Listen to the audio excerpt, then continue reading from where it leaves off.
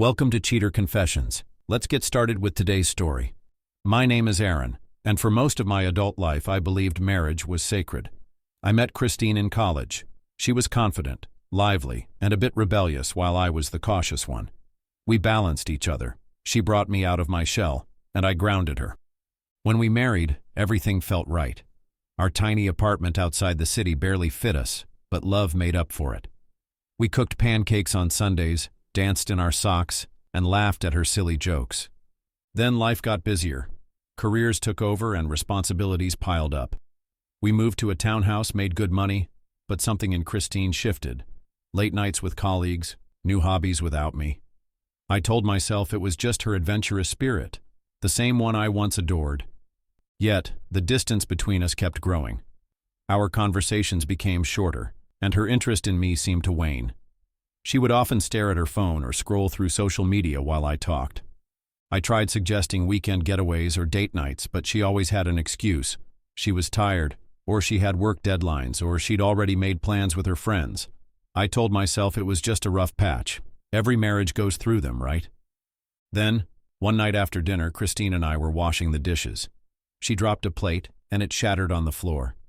She cursed under her breath, then she looked up and just stared at me. It was a peculiar moment, like she wanted to say something but was struggling to find the words. "Aaron," she said finally, "we need to talk." I shut off the faucet. "About what?" She paused, hesitating. "It's just, I've been thinking a lot about us, and I think we need to spice things up." I nodded, though I didn't quite understand. "Sure, I'm open to ideas, like a trip somewhere, a hobby we can do together." She took a deep breath. "Not exactly. I mean, that could be good, but—" She closed her eyes and exhaled slowly. "We need a bigger change." My heart pounded. Something about her expression made my stomach twist. I tried to appear calm, but I could feel the tension. I just didn't know what I was about to hear. Little did I realize this was the turning point for everything that followed. Over the next few days, Christine dropped more hints that she had an idea for our marriage. It was supposed to make our relationship exciting. She never explained what it was outright, but she promised to tell me soon. I admit my curiosity grew, although a sinking feeling lurked in my gut. One Friday evening we were sitting at the dining table. The lights were dim, and she'd prepared steak with roasted vegetables, something she rarely did these days. She poured 2 glasses of red wine, set one in front of me, and sat across the table. "I've been reading a lot," she began. "And I came across stories about couples who experiment with open relationships. You know, seeing other people, but still staying married." I nearly choked on the sip of wine I had just taken. I coughed, the burn lingering in my throat. "Open relationships? You mean, you want us to date other people while we're married?" She flicked a nervous glance at me. "Not just date, but, yeah, see other people intimately too. It's a modern way of thinking. I read about how it can revive passion." I set my glass down carefully. "And you think that's a solution for us?" She shrugged. "I think it could be. Look, I'm not saying you're not enough, but we both have changed. I feel like we're in a rut. Maybe this would help us rediscover what we need from each other." I straightened, my grip tightening on the glass. "No, Christine, that's not happening. I don't want to share my wife with anyone else. If we have problems, we fix them together, not by bringing other people into our marriage." "Why not?" she pressed, her eyes searching my face. "It's not uncommon anymore. People explore. Marriage doesn't have to be this cage. We can still love each other and have connections with others. We'd set rules to keep it safe." I shook my head, 1,000 thoughts flooding my mind. "I'm old-fashioned," I said, my voice trembling a bit. "I believe in commitment. I'm not comfortable sharing my wife with anyone else. I'm also not interested in sleeping with other women. That's not how I see marriage." "But maybe—" she started, but I cut her off. "No, Christine, you asked. I'm telling you, I'm not okay with this idea. It would break me inside." Her jaw tightened. "You're so rigid. Haven't you noticed our relationship is boring, that I'm bored?" "I know you've been distant," I said, trying not to lose my temper. "And I'm willing to work on that. We can find a therapist, go on a proper vacation, start a project together. But letting other people into our marriage, That's not something I can do." She stood up abruptly, pushing her chair back. "Fine, let's just forget it." She stormed upstairs, leaving me to stare at the half-eaten dinner and the still full glass of wine. I sat alone for a while, the red wine gradually turning bitter on my tongue. My mind kept replaying her words. "I'm bored." And then, "Marriage doesn't have to be this cage." Something inside me cracked.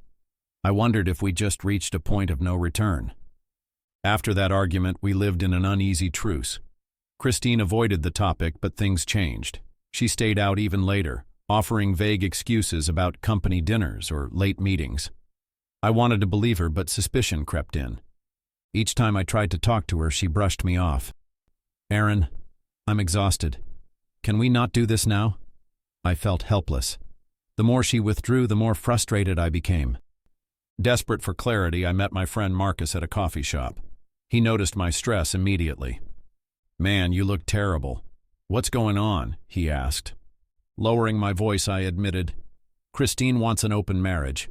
I said no, but she's acting distant. I think she's considering seeing someone. Maybe she already is. Marcus frowned. "That's a huge red flag. If she's checked out mentally, your marriage is on thin ice. Have you tried counseling?" I suggested it, but she dismissed the idea. He leaned in. "You can't let her pressure you into something that feels wrong." "I still love her," I admitted. He sighed. "Love isn't a free pass to let someone hurt you. Stand your ground or decide what you really want." I left feeling both relieved and burdened. I wanted to believe there was hope, but deep down, I sensed something irreversible. 2 weeks later, Christine came home after 1 a.m., glowing, her cheeks flushed. She tossed her purse on the couch and grabbed a glass of water. "You're still up?" she asked casually. "Yeah," I said evenly. "Where were you?" "Out with work friends. We hit a bar." I muted the TV.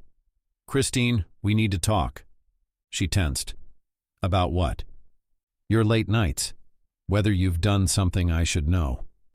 Her fingers tightened on the glass. "I told you what I wanted. You shut me down." I walked over. "That doesn't mean you can do it behind my back." She averted her gaze. "We're going in circles. If you want to see other people, just say so." She hesitated. "Not yet. But don't think it hasn't crossed my mind." My chest tightened. The Christine I knew was slipping away. We stood in silence, both realizing we were on the edge of something we couldn't undo.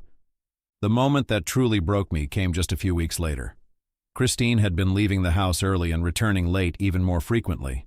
One particular evening, she texted me around 7 p.m. "Staying out with colleagues. Don't wait up." Usually I might have believed her, but something in me couldn't let it go this time. I decided to track her phone using an old app we had installed years ago to find each other's devices when lost. We rarely used it, but I hadn't uninstalled it yet. I know it was a breach of trust, but I felt desperate. I needed to know. The app showed her location on the other side of town, far from her usual hangouts. I hopped into my car and drove there. The address led me to a trendy new restaurant with a neon sign out front. Inside the parking lot, I spotted Christine's car near the entrance. I parked in a shadowed corner and waited. About 30 minutes later, she emerged from the restaurant. She wasn't alone. A man I'd never seen before was with her, laughing and leaning in close. He guided her by the waist and she led him. My stomach twisted. I watched as they walked to his black sedan. For a moment, Christine glanced around and I ducked down, my heart pounding. I heard the muffled sound of their laughter. Then they got into his car and drove away. I followed, keeping a few cars behind. Every now and then I thought about turning around, but an iron determination kept me going. I needed to see where this led. After 10 minutes, they pulled into a small hotel lot. My hands were shaking on the steering wheel. I watched Christine and the man step out, hold hands, and walk into the hotel lobby. My vision blurred with rage and heartbreak. I wanted to storm in there, confront them, shout at her, ask how she could do this to me. But a heavy numbness took over instead. I sat in my car for a long time, thinking. Eventually, I drove home in a daze, not sure whether to cry, scream, or do something irrational. By the time I arrived, it was close to 10 p.m. I sat in the dark for what felt like hours, replaying the scene over and over. And in that haze of disbelief, I made my decision. I couldn't live like this, suspicious and heartbroken every day. If she wanted something else, she could have it, without me. I decided then and there that I'd vanish from her life as completely as I could. That night she came home late, her footsteps quiet in the hallway. I stayed silent. She didn't explain, and I didn't ask. Lying there, staring at the ceiling, I knew. I was done. The next morning I acted like everything was normal. I got dressed for work, had a quick cup of coffee, and pretended not to notice her guarded expression. "I'll be home late," I told her, grabbing my keys from the kitchen counter. "Some big project deadlines I have to deal with." She just nodded. "Okay, see you tonight." I offered a tight-lipped smile and walked out the door. But instead of heading to the office, I drove straight to my parents' place, about an hour away. They lived in a modest, single-story house on a quiet suburban street. My mother, Elaine, opened the door, her face instantly worried when she saw me. "Aaron, what's wrong?" she asked, ushering me into the living room. My father, George, came out from the back room, also looking concerned. I told them everything, about the late nights, the open marriage idea, and finally following Christine to that hotel. They listened in silence, my mother's eyes filling with tears, my father's jaw clenched in anger. When I finished, they offered to let me stay with them, but I had a different plan. "I'm moving on," I said. "I just wanted you both to know. I need to go back, pack my stuff, and leave for good." My father gripped my shoulder. "We're here for you, son, whatever you need." I spent a few hours at my parents' house, calming down and collecting my thoughts. By early afternoon, I drove back home. Christine's car wasn't in the driveway. She was still at work. Inside, I moved quickly, gathering everything that mattered: clothes, laptop, personal documents, family photos. I packed them into suitcases and boxes, my heart pounding, half expecting Christine to walk in and catch me. But the house stayed silent. Once finished, I loaded everything into my truck, took one last look around the empty rooms, and exhaled. No goodbyes, no notes. Just the turn of a key in the lock before I drove away. As I hit the highway, the city skyline shrank in my rearview mirror. I didn't know where I was going, only that I had to be far from Christine and her betrayal. A few hours later, I checked into a hotel in a new city.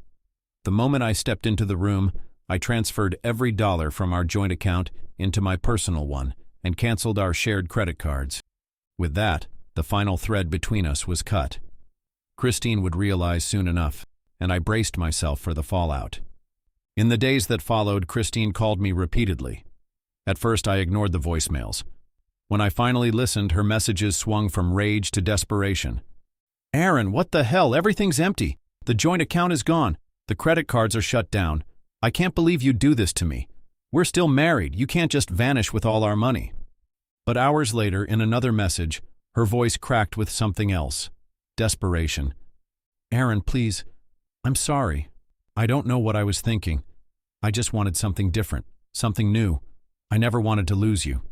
Please call me back." I deleted both messages without responding. She had made her choice, and now I was making mine. By removing myself from her life, I was simply returning the favor. She had the house, but without my financial support, she'd have to handle the mortgage and the bills on her own. A small part of me felt guilty, but the memory of her walking into that hotel with someone else crushed any lingering sympathy. I never answered Christine's calls again. Each day away felt like another step toward freedom. Sometimes I missed the life we once had, the shared jokes, the quiet mornings, but there was no going back after her betrayal. Eventually, I found a tiny apartment and started over, working remotely while searching for new opportunities. Some nights I wondered how she was handling the bills or the silence I left behind. But it didn't matter. Betrayal was her choice. Leaving was mine. Over time, anger gave way to peace, and I moved on, finally free of her and everything she'd done. Thank you for watching.